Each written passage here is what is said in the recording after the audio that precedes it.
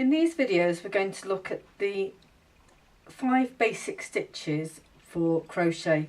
So we're going to start with the chain stitch. The chain stitch is just a row of V stitches on the correct side, on the right side, and underneath we've got a row of bumps here which look a bit like the Loch Ness Monster. I tend to find it easier to go into these bumps when I'm working my foundation row than into the top, but I'll talk about that at a later video. So we're going to work the chain stitch. The first thing we need to do is to start with a slip knot. So we're going to wrap the yarn over, take it underneath, and then pick up the yarn through the loop.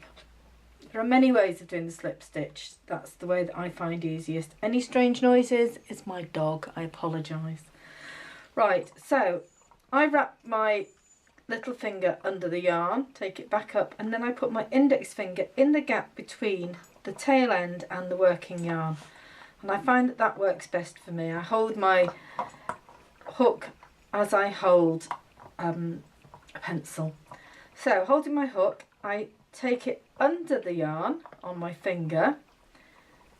I then turn it slightly and I pull it through. And I use my thumb and my forefinger to help me to open the stitch, and I pull it through. And again, I go under the yarn over the top of my finger, catch it and bring it through. Under, catch it, bring it through. I tend to keep pulling down with my thumb and finger because that helps to open the stitch up so that you can get into the stitch itself. So there, and by pulling it, I'm opening that stitch to allow the hook through. So it's simply wrapping and pulling down. It's quite a simple movement once you get used to it, and when you get experience, she says, you can go a lot faster and you can just work a long chain. So there we have it, the chain stitch with the bumps underneath. To count our chain, I nearly forgot that then, we don't count the loop that's on the hook.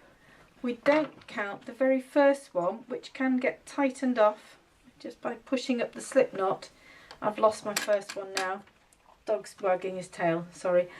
So we now count the V's. We've got 1, 2, 3, 4, 5, 6, 7, 8, 9, 10, 11, 12. I've got 13 chain.